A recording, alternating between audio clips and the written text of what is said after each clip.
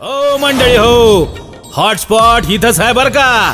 तर मग चला चॅनलला सबस्क्राईब करा आणि घंटी नक्की वाजवा. मायबाप लग्न झाल्यावर सुद्धा दूर राहून जी पित्याचं हित साधते ना तिला दुहिता म्हणतात गड्या. दूर राहून सुद्धा पित्याचं हित साध्य करते. मायबाप माहेरावरती सगळ्यात जास्त प्रेम कोणाचं असेल ना तर ते मुलीचं असतं गड्या, लेकीचं असतं. मुलगी अरे लग्न झाल्यानंतर ती गरीबाची बाई असू द्या गड्या, ती श्रीमंताची असू द्या, आपला भाऊ गरीब असेल मायबाप त्या बिचाऱ्याचा शर्ट फाटलेला असेल, नीळ टाकलेला शर्ट असेल, ज्यावेळी तो आपल्या श्रीमंत बहिणीला भेटण्यासाठी येतो ना, बिचारीची टोपी वाकडी असू द्या, शर्ट कसा बसा असू द्या, बिना इस्त्रीचा असू द्या, पण श्रीमंत बहीण असू द्या, गरीब भाऊ ज्यावेळी दारात येतो ना त्यावेळी तिचं अंतकरण एवढं भरून येतं गड्या मायबाप, ती त्याच्या कपड्याकडे त्याच्या इस्टेटीकडे कधीच पाहत नाही मायबाप. बहीण जीवनामध्ये खूप महत्वाची मायबाप. ज्यावेळी आमच्या जीवनामध्ये हक्काचा पदर निघून जातो ना, ज्यावेळी माणसाची माय मरती गडे त्यावेळी बहीणच माणसाची माय होते. ती बहीण बापाची सुद्धा आई होते गड्या, ती बहीण भावाची सुद्धा आई होते. ज्यावेळी जीवनामध्ये आपली माय निघून जाते राजानो, त्यावेळी बहीण तिचा हक्काचा पदर डोळे पुसण्यासाठी समोर करते गड्या. म्हणून कुठल्याही व्यक्तीने बहिणीचा कधी अवेअर करायचा नसतो. माझ्या दादांनो, तुम्ही श्रीमंत असेल गड्या आणि तुमची एखादी बहीण गरीब असेल ना तर त्या बहिणीचा अवेअर नका करू गड्या, तिचा अपमान कधी करू नका, तिचं स्वागत करा मायबाप, तिचा मान सन्मान करा गड्या. मुलगी जीवनामध्ये खूप महत्वाची. दादांनो, मला असं वाटतंय गड्या, या जगामध्ये एकमेकावरती निस्वार्थ प्रेम करणारे दोनच पात्र आहेत फक्त. एक बाप आपल्या लेकीवरती आणि दुसरी लेक आपल्या बापावरती. माझ्या दादांनो, जर घरात काही कारणास्तव जर तुम्ही रुसलात ना तर तुम्ही 2-2 दिवस जेवण करत नाही. रुसलात ना तुम्ही 2-2 दिवस जेवण करत नाही.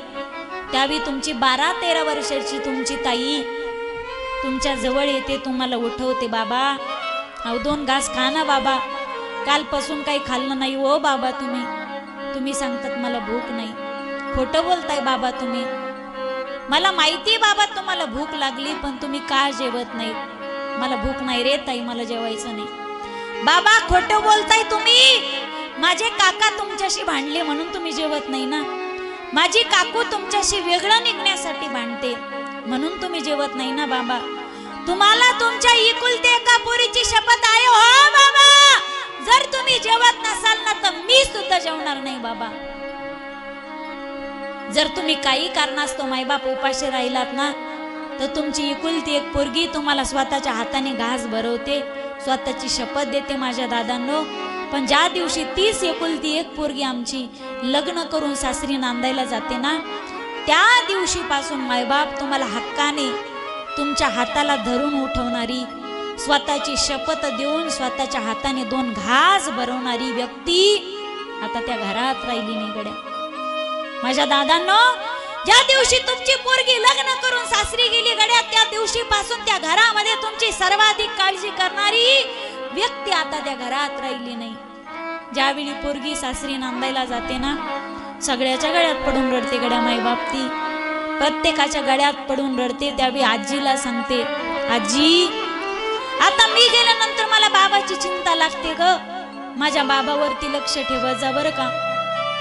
आईच्या गळ्यात पडून रडते, आई नको ग ढासपूस करत जाऊ माझ्या बाबाला, आई सारखी बोलत राहते ग, आता मी सासरी गेल्यावर माझ्या बाबाची बाजू घ्यायला कोणी नाही ग आई, अगं नको ग बोलत जाऊ माझ्या बाबाला.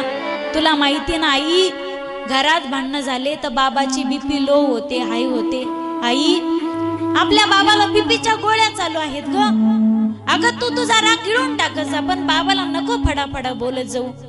बाबाच्या गळ्यात पडून रडते, बाबा स्वतःची काळजी घ्या गड्या, रोज मी तुम्हाला स्वतः वेळेवर गोळी द्यायची, मी आणून द्यायची. मायबाप जोपर्यंत आपली पोरगी बिन लग्नाची आपल्या घरात असते तोपर्यंत बापाला एखादी गोळी चालू असू द्यात गड्या. बाप वेळेवर जेवला का नाही आणि त्याने वेळेवर गोळी घेतली की नाही ही पाहण्याची जबाबदारी पोरीवर असते गड्या. तुम्ही परीक्षण करा मायबाप. तुम्हाला एखादी गोळी चालू असेल, पोरगी हॉस्टेलला शिकायला बाहेर असेल, ती लग्न करून सासरी नांदायला गेली असेल, पण बरोबर गोळी ज्यावेळी टाइम होतो गोळीचा घ्यायचा त्यावेळी पोरगी फोन करून विचारते, बाबा गोळी तर घेतली ना? अरे आपण गोळी घेतली का नाही हे विचारणारी आपली पोरगी असेल गड्या. पोरासाठी लाखो खर्च करा गड्या तुम्ही. तुमचा पोरगा कधी तुम्हाला फोन करून विचारणार नाही, बाबा तुम्ही गोळी घेतली का? बाबा तुम्ही बीपी तपासली का? बाबा तुमची शुगर व्यवस्थित आहे का? अरे पोरासाठी लाखो कोटी पैसे कमवा तुम्ही, तुमचा मुलगा कधी विचारणार नाही गड्या. पण मुलासाठी इस्टेट कमावणाऱ्यांनो एक लक्षात घ्या गड्या, तुमच्या पोराने जर तुम्हाला लाथ मारून घराच्या बाहेर काढून दिला ना, तर तुम्हाला आसरा शोधण्यासाठी एकच घर आहे, ते म्हणजे पोरीचं घर आहे मायबाप. ती पोरगी दुसऱ्याच्या घरची भांडी घासेल गड्या, दुसऱ्याच्या घरचे कपडे धुईल, पण आपल्या माय बापाला कधी घराच्या बाहेर काढणार नाही.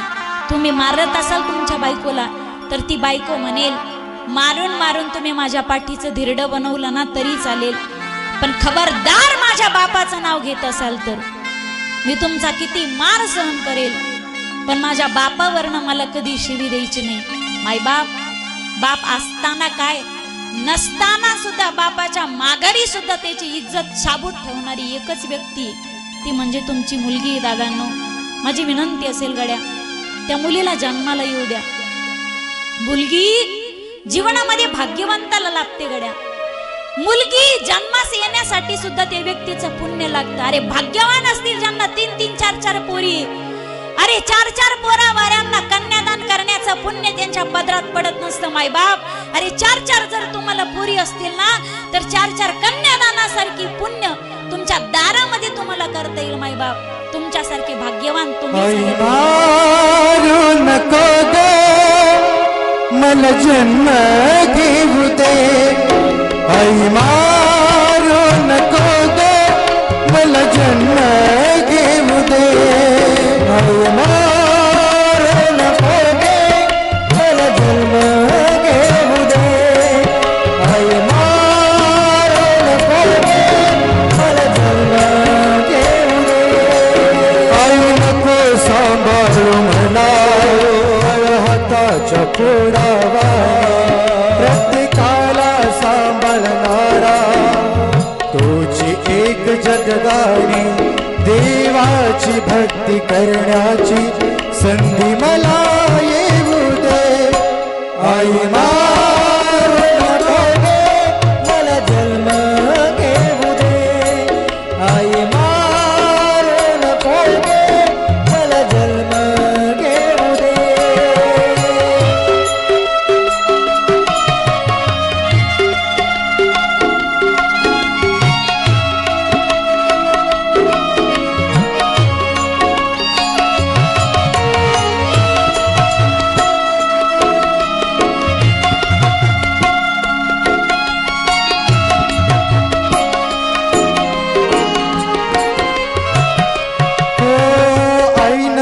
तुझ्या वेळी केलं असतं असं, आई होण्याचं भाग्य तुला लाभलं असतं तसं, देवाची भक्ती करण्याची संधी मला येऊ दे, आई मारू नको दे मला जन्म घेऊ दे, आई मारू नको दे मला जन्म घेऊ दे.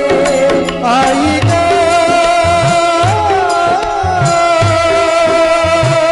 आई ग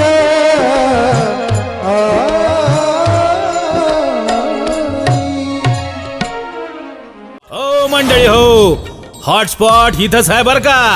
तर मग चला चॅनलला सबस्क्राईब करा आणि घंटी नक्की वाजवा.